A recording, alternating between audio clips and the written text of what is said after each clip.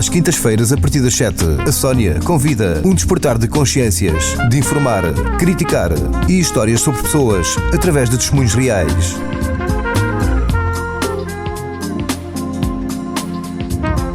A Sónia convida, com Sónia Lobato.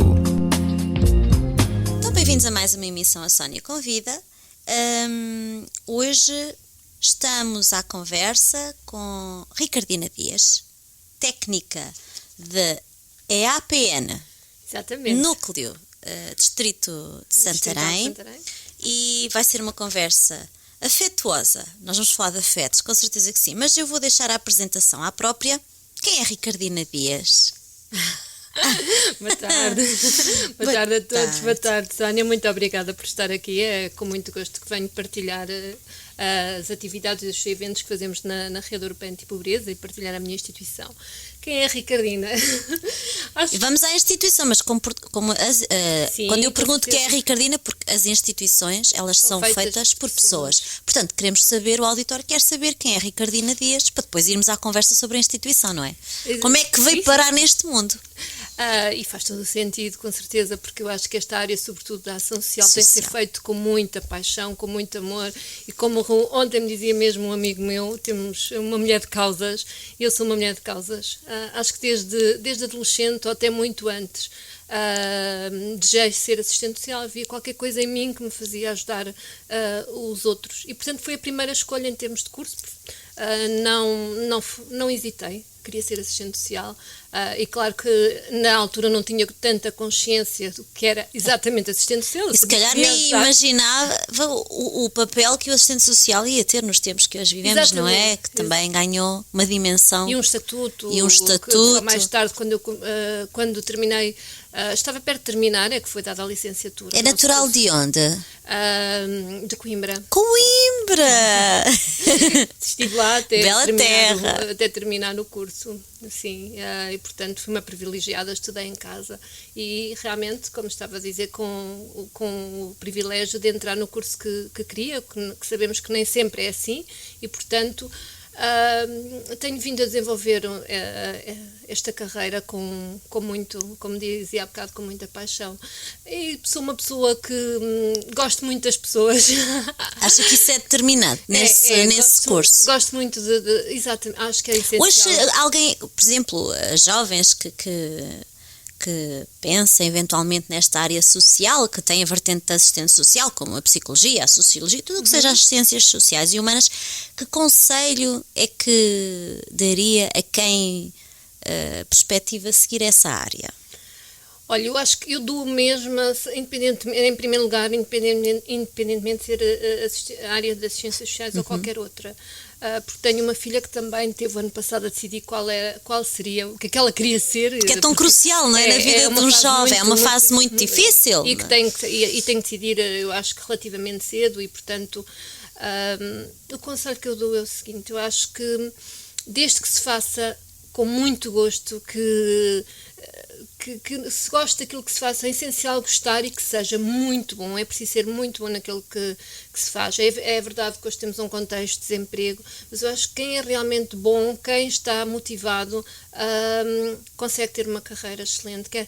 Agora, é claro que especificamente nesta área é exatamente preciso. Acho que é preciso ter uma grande capacidade de empatia e, portanto, é preciso descobrirmos que temos essa capacidade de empatia. Acho que é a palavra fundamental do meu ponto de vista, depois destes anos todos a trabalhar na área social. A capacidade de nos pormos no lugar do outro é tão importante. Mas é um exercício também muito violento, não é? É difícil. Para a pessoa, portanto, porque a dada altura nós temos a Ricardina, ser humano, pessoa, e depois a Ricardina profissional. E quando há aí uma mistura, as ciências sociais, não é? Acontece esse exercício que há a mistura, tem que emprestar a sua pessoa, os seus valores, empresta à profissional e vice-versa, não há sempre essa ligação. Mas é um exercício violento quando trocamos de papel e que não é um papel cor-de-rosa, não é? Na maior parte das vezes. Não é, sobretudo quando se começa uma carreira, quando comecei aos 20 e poucos anos e se vai dirigir um lar de idosos e quando nos paramos com a morte de pessoas de quem gostamos, porque nós somos pessoas, portanto acabamos por nos afeiçoar e E eu, como não conheci muito bem os meus avós, cada idoso que estava ali naquela instituição era o meu avô, era a minha avó, e portanto deparar-nos com o falecimento dessas pessoas é muito duro mesmo, e são marcos que realmente nos fazem pensar nessa questão do distanciamento, que é preciso ter realmente. É uma defesa, não é? É preciso. E se vai aprendendo, não é? Vai aprendendo, exatamente. Vai-se aprendendo com os momentos que vamos vivendo e compensando, obviamente, com momentos felizes que também temos quando se trabalha nesta área, porque também temos o reconhecimento, que é importante e não podemos negar, porque seria falsa modéstia, que é importante termos o reconhecimento das pessoas que ajudamos e sobretudo o reconhecimento a nós mesmos. Eu acho que reconhecer para mim, ou quando faço alguma reflexão, autorreflexão sobre quem sou, e saber que naquele dia contribuí para alguém sorrir um bocadinho mais, ou para ter mais alguma coisa que era importante para ela, é tão bom. Consegue assim apontar, sem dar nomes, claro, mas assim, quanto tempo de carreira? Estamos a falar de quantos anos?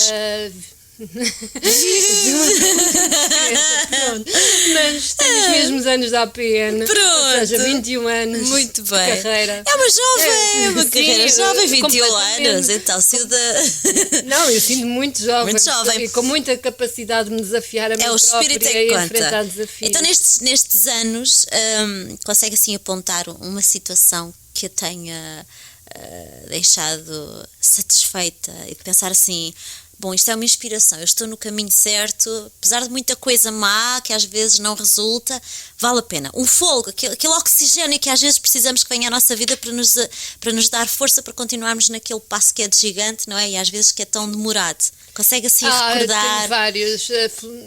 Tenho vários, até porque eu trabalho muito na APN, na Rede Europeia Antipobreza, e mesmo nas instituições onde trabalhei anteriormente, trabalhei muito na lógica de projeto. E na lógica de projeto tem realmente contras, mas tem sobretudo muitos prós, e consegue-se realmente resultados extraordinários, sobretudo quando se trabalha com as pessoas e para as pessoas, e implicando-as desde o início. Eu recordo muitas coisas que me fez valer a pena, nomeadamente em projetos que permitimos dar habitações condignas às pessoas, que nos permitiu ajudar a encontrar trabalho para pessoas que estavam desempregadas já há algum tempo, pessoas que queriam ser empreendedoras, mas não sabiam como, e nós conseguimos uma vasta equipa. É claro que nunca trabalhei sozinha, e isso para mim é extremamente importante, o trabalho em equipa. E foi realmente uma fase muito gratificante, a fase de projetos, em que conseguimos melhorar a qualidade de vida. Um projeto assim assinalável, que lhe tenha dado gozo pelos resultados alcançados. Porque às vezes o que pomos no papel, e como estamos a falar de pessoas, a dinâmica e a história nem sempre nos permite, não é, executar aquilo que sonhamos e que idealizamos, porque precisamos deles para fazer isso. É verdade. Eu destaco dois. Porque acho que foi um projeto que com pouco financiamento fez muito, que foi o projeto de Casas Caiadas, foi desenvolvido na zona da Azinhaga e ainda hoje é falado. Foi um projeto que realmente conseguiu fazer bastante obra, mas também, sobretudo, ajudar muitas pessoas. Mas o que eu recordo assim mais recente, e talvez um dos projetos que me tenha dado mais gosto, mais realização profissional, até porque o nome surgiu-me quando estava a fazer a candidatura, também a equipa, obviamente, mas o nome surgiu-me desde o primeiro momento em que começámos a fazer a candidatura, a elaboração do projeto, que foi o projeto Afetos Mais, sem dúvida. Tem muito a ver comigo, os afetos. Vamos então vamos falar desse projeto. Porque é que a necessidade de ter esse projeto? Portanto, os projetos vêm dar resposta à necessidade. Significa que fez um diagnóstico e percebeu, temos de trabalhar esta área. Que necessidades é que levantou, é que detectou para dar a mão a esse projeto? Nós na rede Europeia Antipobreza, que é uma instituição nacional, e cujo trabalho não é muito diferente nos distritos, procuramos realmente diagnosticar o distrito e tentar responder a necessidades que não estão colmatadas. E portanto, esse diagnóstico que fizemos, a questão da prevenção da violência doméstica, a prevenção do bullying, a prevenção da violência no namoro, que foi o grande enfoque do projeto e, sobretudo, a questão da parentalidade positiva, que é uma questão que eu considero tão importante. As competências parentais, não é? Que hoje falamos tanto. Exatamente, na sociedade de hoje é tão importante estarmos presentes na vida dos nossos filhos, conseguirmos ser os pais, não digo melhores, mas o possível, e termos a noção que podemos melhorar todos os dias. Que temos de aprender, não é? Porque um pai não nasce ensinado, ele faz-se pai, faz-se mãe, não é? É uma aprendizagem. Mas é uma aprendizagem. É uma aprendizagem contínua, e eu procuro, como mãe, como técnica, ler muito sobre esta questão da parentalidade, porque é verdade que os nossos filhos são muito o nosso espelho.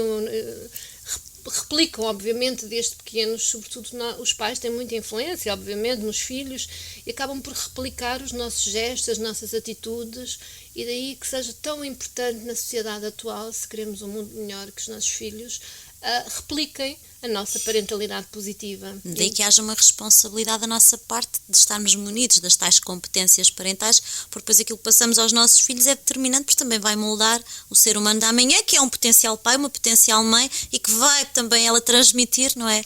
E é preciso travar este ciclo que infelizmente não está num bom caminho, não é? É verdade, Sónia, esta questão rompe-se, tal como noutros ciclos, com um bom exemplo, e consegue-se inverter com os exemplos. É como na questão da pobreza, romper ciclos da pobreza, que não é nada fácil, rompermos a questão de não posso dizer que sejam maus pais, mas pais ausentes, pais que acabam por estar um bocado alienados da educação dos seus filhos.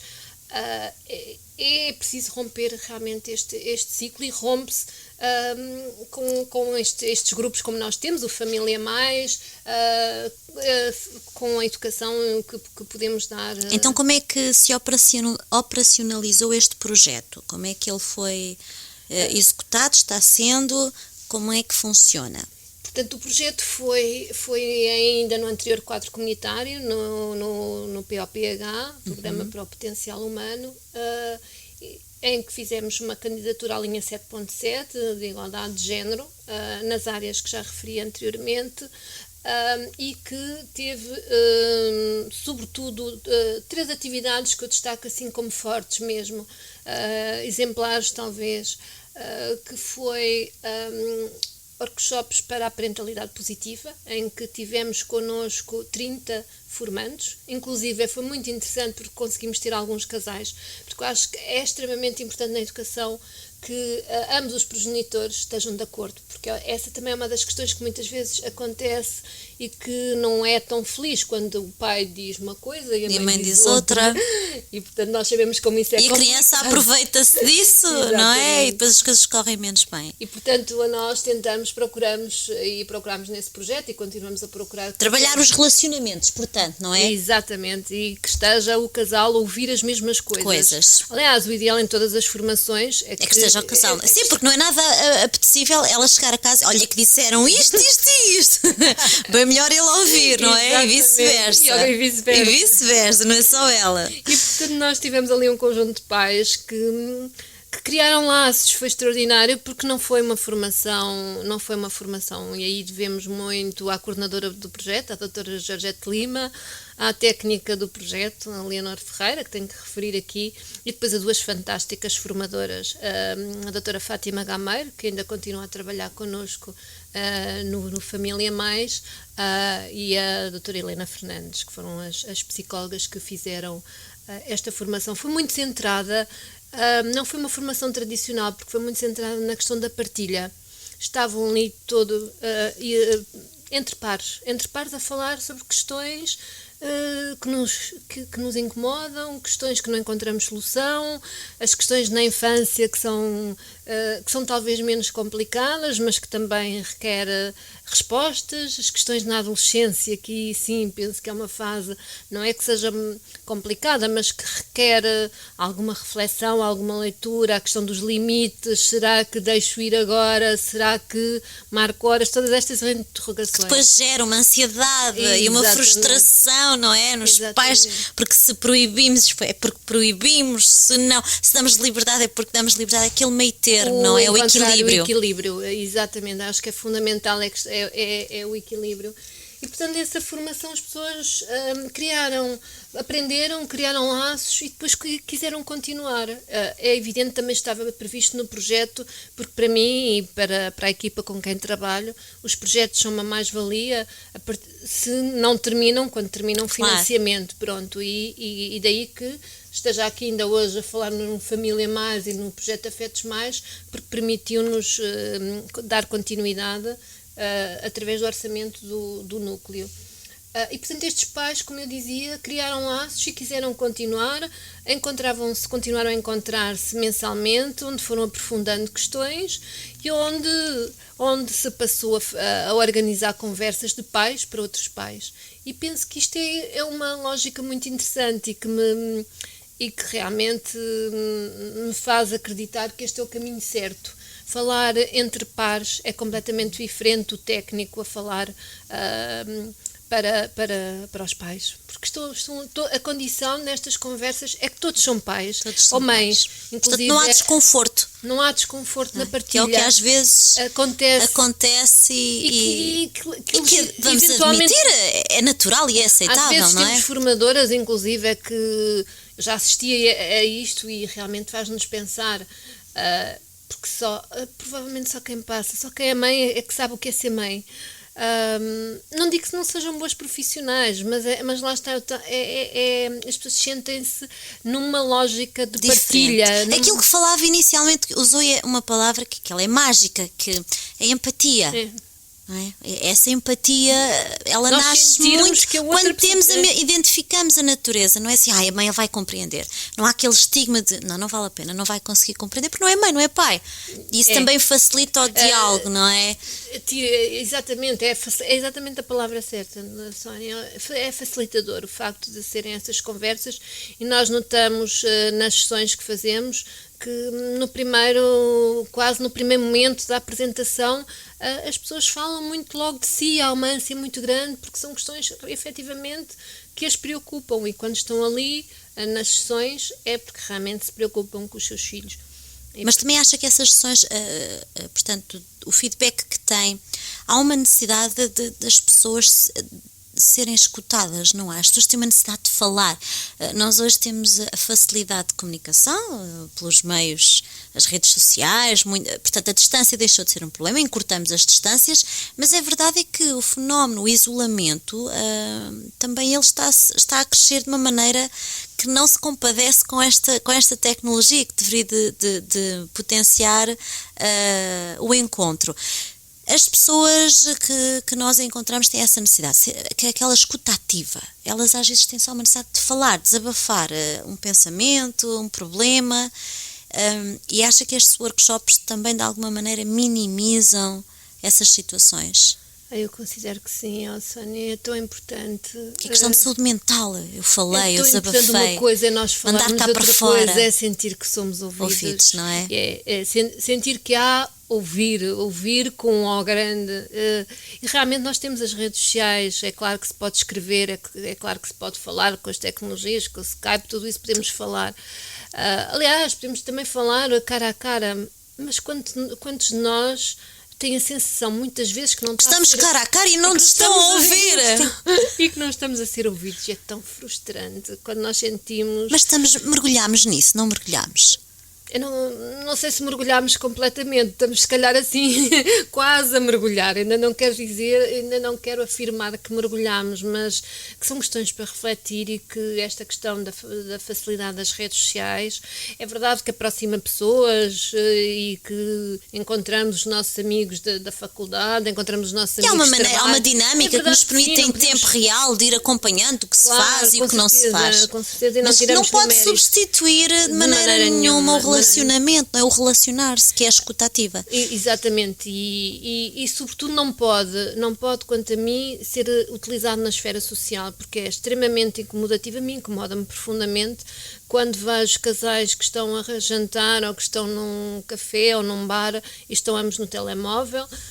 ou quando está um pai ou uma mãe com os filhos e estão uns com os tablets, outros com smartphones. É verdade. Bem, mas há aquele anúncio, não vou aqui dizer a operadora. Não podemos, não. Eles não patrocinam o programa, se patrocinarem eu passo a dizer. Mas em que eles estão todos num carrossel ou é o casamento e está tudo ao telemóvel a falar, não é? Pronto, acaba por ser caricato e em excesso, mas esta é a realidade, isto é uma mensagem que se está a passar, podemos estar conectados não com os ouvidos reais, mas pelas tecnologias, mas até que ponto é que isso realmente está a alimentar um relacionamento, o tal relacionamento da escuta ativa, não é? É verdade. Que é tão determinante para o nosso bem-estar. Vamos concluir que isso é a base para tudo. É verdade, mas apesar de tudo eu acredito que ainda há pessoas que nos escutam e esta é uma função da Família Mais e da Rede Europeia e mesmo posso dizer que temos voluntários que foram passando por lá e que de vez em quando aparecem porque sentiram que ali era um espaço onde eram escutados, onde tinham o seu lugar, exatamente, e onde cresceram também, porque realmente foram escutados e em várias atividades que nós fazemos procuramos sempre não perder de vista a escuta. Muito bem. Então, e isto, qual é que é, portanto, o local, eu estou aqui a ver o manual de acolhimento, não é? Que me trouxe, Família Mais. Exatamente, foi um manual feito, uma das atividades feitas pelo grupo, portanto foi escrito integralmente pelo grupo, porque uma das nossas lógicas é fomentar a participação das pessoas, portanto, não é um manual feito por técnicos, é um manual feito por... São técnicos, no fundo, sim, são técnicos mas com mentalidade positiva. Gente, estamos a falar de pessoas, com não é? muita garra, porque só estão garra. connosco porque têm muita garra e querem muito evoluir. Realmente eu acho que está muito apelativo. Até tivemos um designer, que tenho que dizer, também voluntário, e que nos fez o design. Diga o nome. Em pro bono, o Rui Manuel. Rui Manuel. Se me está a ouvir, obrigada. Está muito está acolhedor, amoroso, aconchegante. Posso ler aqui isto do Família Mais? É tão bonito. Que estas palavras foram escolhidas. Foi um brainstorming? Foi brainstorming, mas também usamos muitos materiais que temos muito bonitos. Então diz assim: a família mais é abraçar, cumprir, brincar, ouvir, mimar, desfrutar, humildade, elogiar, dedicação, olhar, definir limites, escutar, falar, diálogo, cuidar, encorajar, vitórias e sonho. É tudo isso. É tudo muito isto mais, e muito mais. E muito mais. Então, e como é que nós podemos, por exemplo, aqueles que nos estão a ouvir já estão com curiosidade e a pensar que preciso de dedicar o meu tempo a aprender mais ou a ajudar, quem queira pôr em prática estas palavras, como é que funciona o local dos encontros, o grupo? Como é que... Portanto, nós temos sede na Prior do Crato, número 2, fica ali pertinho da entrada para a creche da Santa Casa da Misericórdia. Normalmente são encontros às quartas-feiras, no período da manhã, uma vez por mês pelo menos, e quando temos mais atividades, mais nos reunimos, são encontros muito informais, de lá está, com muito afeto, porque são pessoas, há um grupo-mãe, digamos assim, como eu chamo, que já vem do projeto financiado, mas foram entrando novos elementos, porque este quer-se um grupo aberto, portanto daí que todos os pais que estejam interessados podem é um grupo aberto, completamente aberto. Inclusive nós já fizemos uma nova formação de 21 horas em novembro do ano passado, exatamente abordando as questões da parentalidade, para um grupo de 15 pessoas, e algumas desses formandos, ex-formandos, integraram este grupo. Para quem quiser é contactar connosco, nós fazemos então, deixar os contactos que fazemos, há alguns requisitos. Claro, naturalmente. O requisito primeiro, claro, obviamente é ser mãe ou pai. Teríamos muito gosto em ter elementos do sexo masculino, temos 2, mas há sempre aqui uma desproporção, portanto eu apelo. Vamos reforçar isso, para depois virem cá contar. Está lançado o desafio. Os pais que se atreverem, é o atrevimento positivo, atenção. Exato, claro. estamos a preparar neste momento uma atividade muito interessante. Estamos em negociações com o shopping para fazer um fim de semana de atividades em família, em que teremos workshops para os pais, atividades de animação para as crianças e para os adolescentes. E materiais muito interessantes para distribuir. E vai ser um fim de semana em cheio. Mas já há uma previsão de data? Em princípio será em maio. Muito bem, maio, depois vêm junho. cá para divulgar. Com certeza. Para será irmos um lá gosto. todos. Entretanto, já cresceu a família mais, com certeza que já cresceu por essa altura. Exato. Já teremos lá mais elementos do sexo masculino, não? Sim, eu espero que os nossos ouvintes estejam Então, Ricardina, quer deixar os contactos? Sim, então, o telefone é o 243 306 279.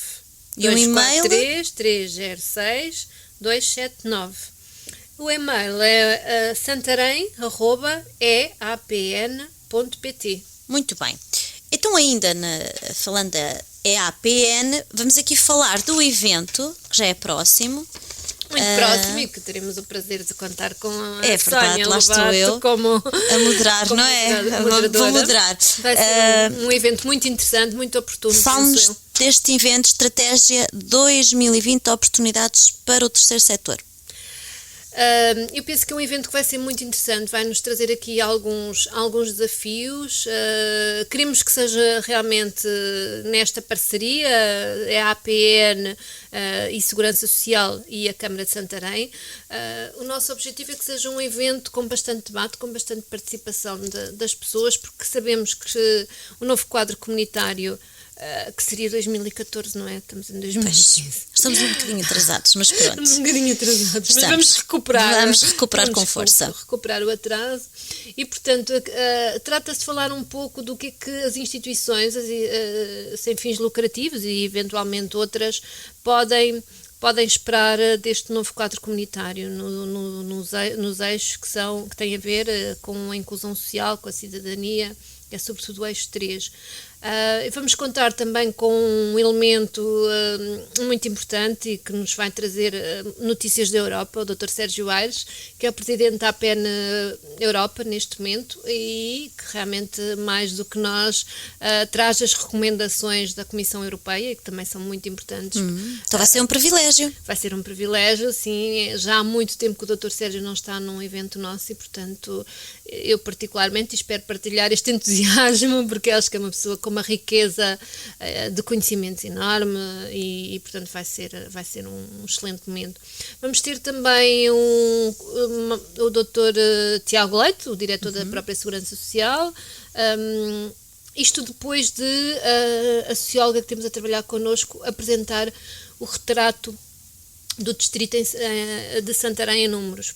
Até porque isto vai ser extremamente importante, este retrato que a Helena Fernandes está a fazer, vai ser extremamente útil na elaboração das candidaturas, porque como sabemos as candidaturas a financiamentos têm que ser fundamentadas e, portanto, aqui o que nós também pretendemos, e quando surgiu esta primeira ideia de fazer este evento, foi apresentar dados que apontasse as potencialidades e os constrangimentos do distrito, porque os tem, e é esses constrangimentos sociais. E depois com isso trabalhar as candidaturas, não é? Por não haver aqui uma desproporcionalidade entre aquilo que é necessário, a intervenção que o território precisa e aquilo que se vai depois apresentar como candidatura. Portanto, desse ponto de vista, esta ação que vão desenvolver, ela é determinante para instituições ou técnicos ligados, não é? Penso que vai ser muito será esclarecedora, não é? Exato, muito enriquecedora, até porque teremos também o Presidente da Câmara de Almeirim na qualidade de Presidente da Comunidade Intermunicipal que tem um da papel, Alzira e do Tejo. as comunidades intermunicipais. E neste momento, e neste quadro comunitário em específico, as comunidades intermunicipais vão ter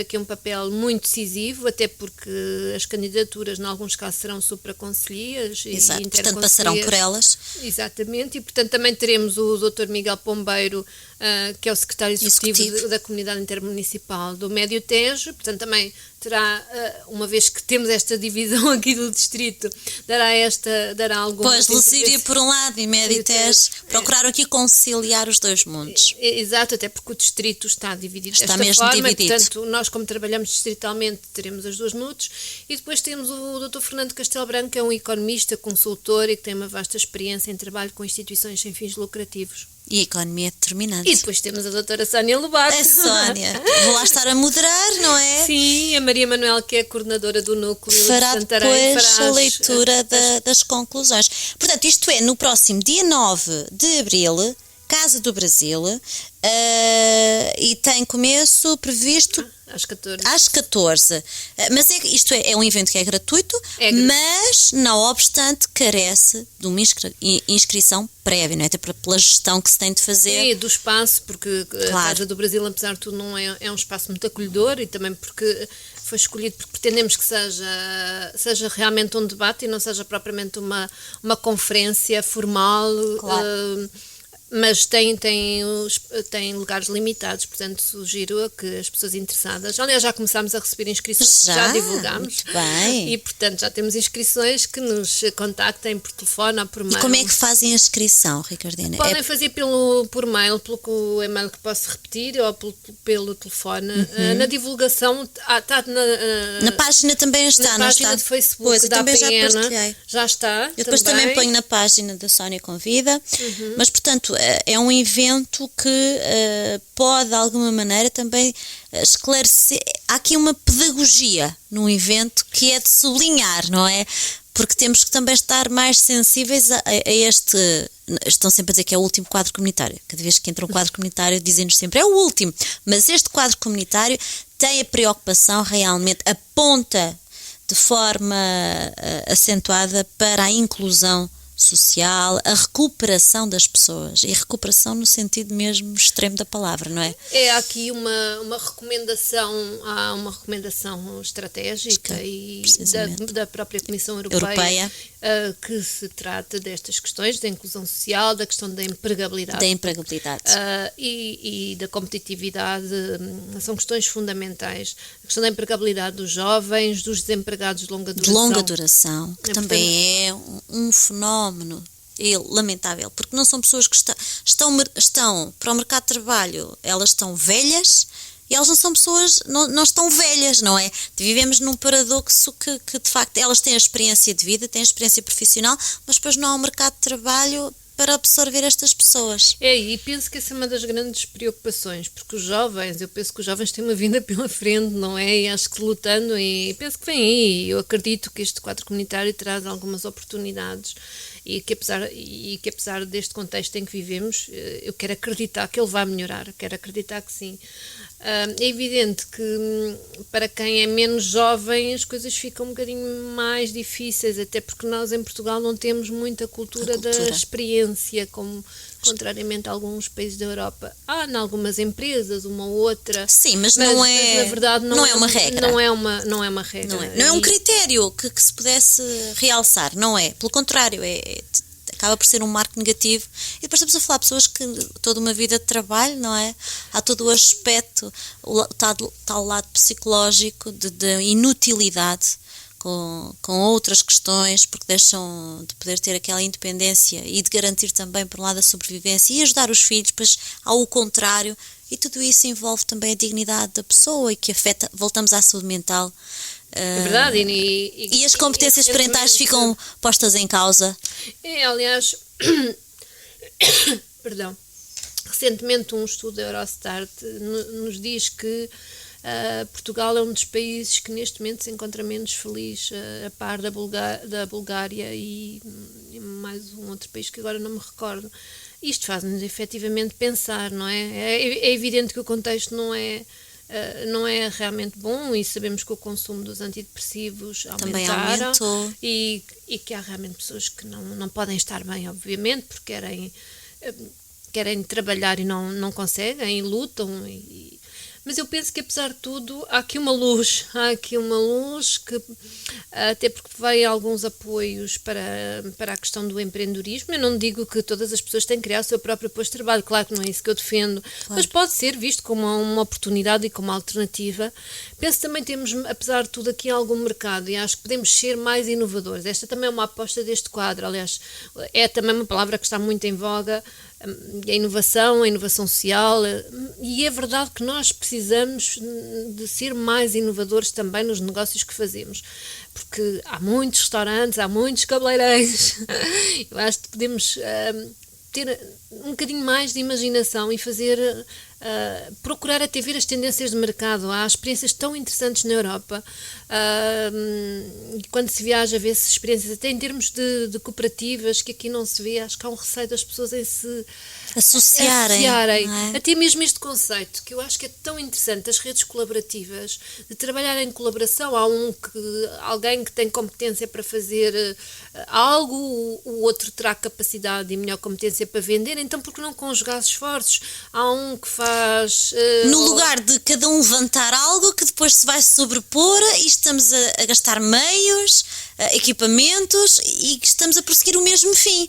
E no lugar de, se calhar, de apostar na tal diversidade, para ir também, até porque as necessidades são tantas, não é? Elas não se esgotam. É verdade. A diversidade, eu acho que aqui a conjugação de esforços, a otimização dos recursos, até porque já há algumas experiências muito interessantes, elas resultam, até aqui já na cidade de Santarém, há uma loja colaborativa, e eu penso que é uma boa lógica, porque se nós pensarmos no aluguer de uma loja, se eu pensar no aluguer individual de uma loja, fica dispendioso. Se pensarmos em 5 ou 10 pessoas que se associam e têm e criam um espaço em que cada um pode ter o seu canto, e acho que torna tudo mais fácil. Eu penso que temos que... Isso é uma questão de mentalidades, não é? Precisamos de alguns não digo, eu acho que bastantes workshops à volta dessa matéria. Nós já romper mentalidades. Já trouxemos 2 vezes o José João, que eu acho que é das pessoas em Portugal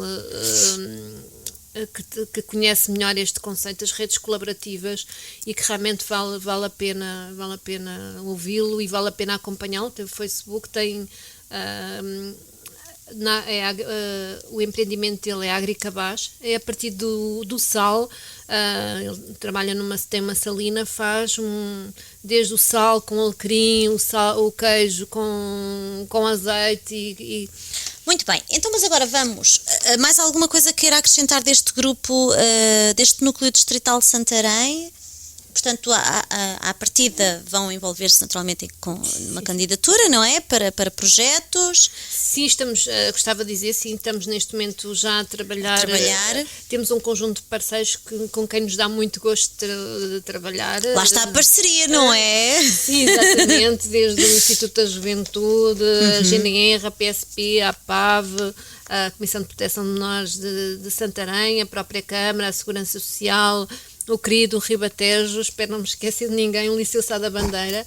Estamos já a preparar, quer a continuidade do Família Mais, porque queremos dar-lhe um âmbito mais alargado e mais sistémico e mais aprofundado, quer também com o Liceu Sá da Bandeira um projeto que vai trabalhar as questões da disciplina e do abandono escolar e do insucesso escolar, que, como sabemos, também é um dos graves problemas que temos não só no distrito, mas também no país. Depois eu gostava só de salientar que um trabalho que eu acho que é uma questão muito, muito importante neste trabalho da Rede Europeia Antipobreza é a questão da participação, que já referi, mas que gostava de reforçar. Nós temos também um grupo consultivo de cidadãos em situação de pobreza, ou de pessoas que já experienciaram situações e que conseguiram resolver, ou que estão na situação, e que são, digamos, os nossos consultores, porque não nos faz sentido que sejamos nós, só os técnicos, a trabalhar estas questões e encontrar soluções. É um grupo de reflexão, é um grupo de debate, é um grupo que se encontra quer distritalmente, quer regionalmente, quer nacional.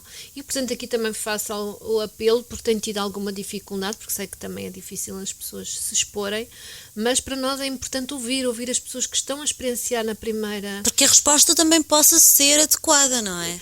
Exatamente, é muito importante que se perceba. É claro que nós temos uma noção, mas é diferente ser discutida. Um testemunho mais direto. Exatamente, e sobretudo aqui porque nós temos o foco muito na solução e nas alternativas, por isso temos um grupo de trabalho que breve vai lançar uma estratégia de combate à pobreza e exclusão social a nível nacional, e que vai fazer chegar à comunicação social, com certeza, porque para nós é importante ouvir as pessoas naquilo que elas acham que pode melhorar as suas vidas, o que é que pode melhorar a vida das pessoas. Isto é extremamente importante. e ouvi-las e trabalhar numa lógica de bottom-up, em que se começa por ouvir e fazer o retrato e então focar na solução. Muito bem.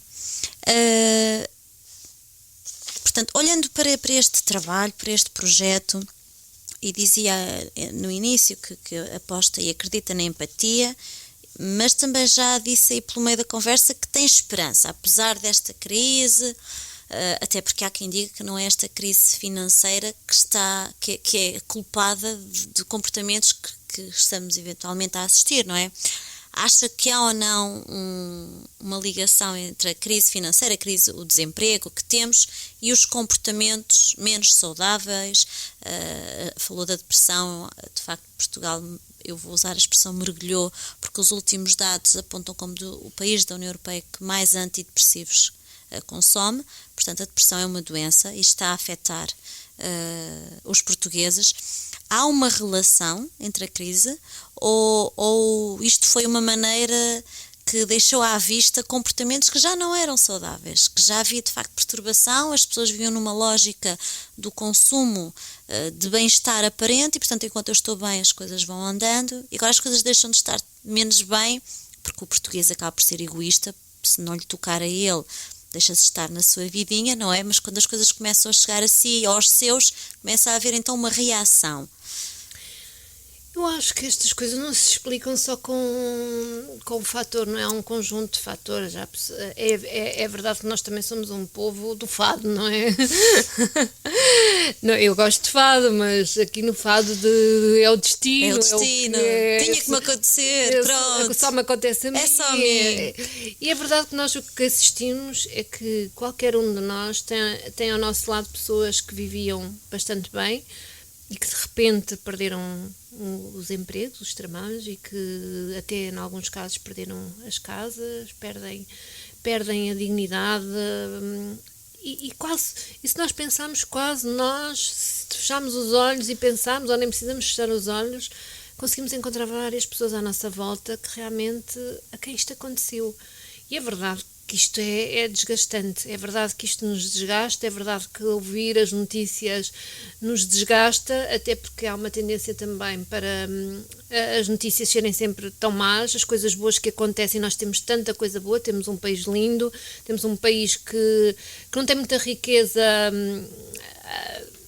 tem muita riqueza natural, temos o mar, temos o sol, e portanto o turismo pode ser uma boa aposta também,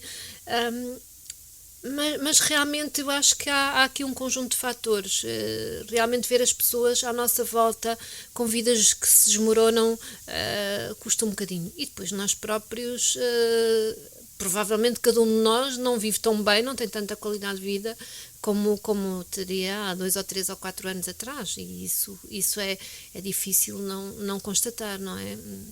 Portanto, a pobreza envergonhada é talvez uma situação que quando tirou o curso de assistente social, há uns anos atrás, se calhar não contaria, porque quem precisa de ajuda e pede ajuda, pronto, não é? Mas nós hoje estamos a assistir a um grupo, e cada vez maior, de pessoas que passam por necessidades, mas porque há aquele elemento de dignidade, que por muito que se queira esbater e não está com problemas, tem que dizer, não, há dignidade, aquela coisa que mói. E há um grupo de pessoas que efetivamente, porque trabalharam durante a vida, têm teto, sabem ter os cuidados de higiene, por acaso têm roupas porque as compraram e portanto não estão propriamente vendê-las, mas que passam por necessidade e porque não conseguem vender a casa, porque e uma casa não se vende, não se vende de um dia para outro, mas há a alimentação que se tem de ter e ir a um refeitório social, claro que falámos no outro dia, pelos nossos filhos, nós até roubar, se possível, para pôr comida na mesa, mas trabalhar este elemento, chegar a estas pessoas sem que elas tenham que penar para esta exposição, é o desafio. É tal questão de nos colocarmos no lugar do outro e pensar. Temos que nos reinventar aqui. Se nós pensarmos, se eu tivesse que fazer isto, como é que eu me sentiria? Isto é extremamente dramático, porque é o fracasso. Nós mesmo que pensamos, que se possa pensar e refletir, bom, isto não depende só de mim, está bem, mas eu sinto-me fracassada, sinto que não posso dar comida à minha filha, aos meus filhos. Isto é extremamente degradante, é extremamente humilhante reconhecer que não podemos, que não temos sucesso. O insucesso é lidar com o insucesso, e um insucesso, mesmo lá está, que depende da conjuntura, mesmo que nós possamos racionalizar e dizer, ok, é o contexto, mas também sou eu que falhei. Sou eu que estou a falhar, sou eu que não consigo dar comida aos meus filhos, sou eu que não consigo pagar a casa. E lidar com isto não é nada fácil. Não é fácil. Não é ter que recorrer mesmo ao rendimento social. Para já, como sabemos, esta é uma questão muito polémica, bem sei, mas como sabemos, com os valores que hoje, e que eu acho que muitas pessoas nem têm noção, porque às vezes em conversa ficam com a noção que as pessoas pensam que o rendimento social é equivalente ao ordenado mínimo, e quem nos dera que fosse, mas não é. Neste momento o valor de uma prestação pecuniária do rendimento social anda em 178. O que é que se faz com 178 euros, não é? E portanto, e depois a questão nem é só essa, é que muitas das pessoas que estão nesta situação da nova pobreza nem sequer ao rendimento social podem recorrer. Porque tem casa e se tiver determinado valor já não pode. Direito. Se tiver um carro, que lá está, não pode ser candidato, candidato. Que de repente não se pode vender, não se vende de repente um carro, não se vende de repente uma casa, não se vende as roupas que se tem, e portanto já não entra nestes requisitos. E atenção que nós não defendemos o rendimento social para a vida, é visto, claro, como uma solução temporária, e é assim que e seria assim que deveria ser, mas nestes casos é exatamente isso, são pessoas que de repente perderam o trabalho, que têm subsídio e que depois entram numa fase em que não têm sequer o subsídio social e não têm nada, e portanto numa situação transitória pelo menos deveriam ter direito ao rendimento social. Aliás, nós próprios estamos também, a APN, a nível da Europa, a fazer um estudo sobre qual seria o rendimento adequado para toda a gente. Até porque nós sabemos que, inclusive, e o meu presidente, o Sr. Padre Jardim Moreira, uma pessoa que admiro e estimo muito, diz isto muitas vezes, e todos nós sabemos que é verdade. O facto de trabalharmos com o ordenado mínimo nacional português não faz com que as pessoas deixem de viver na pobreza, não é? Porque com o nosso ordenado mínimo muitas vezes as pessoas, claro, recorrem quando podem a trabalhos paralelos, mas é muito difícil, e esta questão do rendimento social eu acho que deveria ser repensada. Aliás, são várias as pessoas que dizem que... Pois, mas aí já estaremos num domínio de política, não é? Que já não passa tanto por estas instituições, porque, quer dizer, eventualmente estas instituições devem pressionar através dos ditos estudos ou propostas de solução em que as políticas hoje adotadas, porque são políticas governamentais, são diretrizes, se calhar deveriam de fazer o tal trabalho de parceria, deveriam de apostar numa rede colaborativa antes de aprovarem determinadas leis. Aquele exercício... É um bocadinho o trabalho da APN também, quer a nível da Europa, quer a nível de Portugal. É exatamente também um trabalho que eu ainda não falei aqui, mas que é o trabalho de lobby, deste lobby positivo. O lobby positivo, porque não, independentemente de políticas e de governos, porque aqui a questão trata-se de pessoas, trata-se de direitos humanos. Histórias de vida. E a política tem que servir as histórias de vida, não é? Deve-se basear nisso. Exatamente, e portanto o que nós fazemos, quer a nível da Europa, quer a nível da nacional, e até um pouco à escala distrital, é evidente que de forma mais limitada, mas é exatamente fazer tomadas de posição, pareceres, muitas vezes antes das políticas sociais serem legisladas, nós procuramos fazer chegar aos decisores políticos aquilo que nós recomendamos, aquilo que nós pensamos que pode, numa postura positiva. Atenção, e gostava de focar isto, é sempre numa atitude pedagógica, positiva e no sentido de defender as pessoas e, sobretudo, nós também sabemos que a taxa de pobreza infantil é sempre superior. À pobreza. Mas é evidente que essas crianças estão numa família com certeza que têm poucos recursos, e portanto todas estas questões são preocupações da APN diariamente, E por isso procuramos dar voz às pessoas que estão na situação, procuramos fazer as tais tomadas de posição. Recentemente o Sr. Padre Jardim, o Sr. Presidente da Rede Europeia, pediu, juntamente com vários peritos que estão connosco nesta estratégia de combate à pobreza e exclusão social que pretendemos apresentar, de uma audiência na Assembleia da República, exatamente para falar sobre todas estas questões. E penso que isto é um trabalho que é preciso fazer todos os dias, e mesmo que haja poucos resultados, pelo menos não desistimos. Devem persistir. E nesse trabalho de lobby positivo, aproveito para realçar o seu pedido há pouco, é determinante a participação daqueles que estão a passar por determinadas situações, porque o testemunho dessas pessoas vai também ajudar-vos no trabalho de terreno, de planeamento, consulta, para depois fazerem propostas que, quando chegarem a quem de direito, possam efetivamente corresponder, ser execuíveis, não é? Exatamente. E não apenas mais uma lei. E ter alguma validade. Ricardina, estamos a chegar ao fim. Passou depressa. Muito agradável. Mas eu queria saber o que é que mais gosta nas pessoas. Portanto, começou por dizer que realmente a sua vocação estava trilhada às pessoas.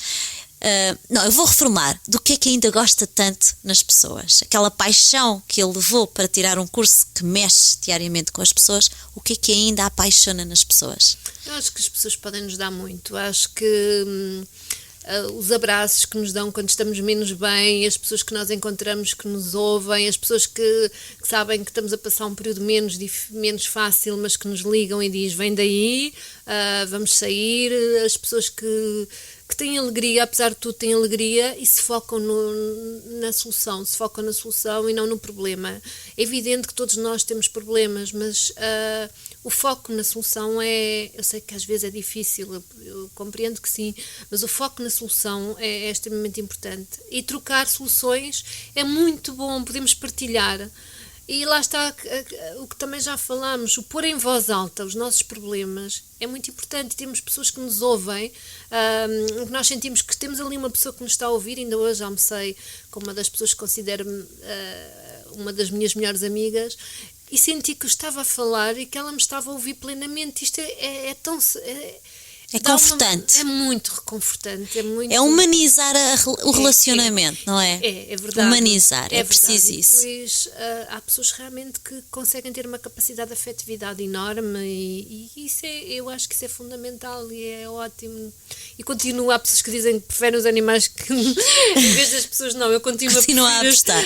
Gosto de animais, mas prefiro apostar nas pessoas. Beijinhos e abraços para alguém? Quero mandar beijinhos e abraços para alguém? Para todos os que nos ouvem, para todos os que nos estão a ouvir, e sobretudo um desafio, apareçam, todos faremos com certeza um trabalho melhor. Eu gosto de trabalhar, lá está, com pessoas com diferentes opiniões, porque é que nós crescemos, que nós evoluímos. E pronto, um beijinho para a Joaninha. A Joaninha é a minha filhota. Vamos à escolha musical. Qual é o tema que nos traz?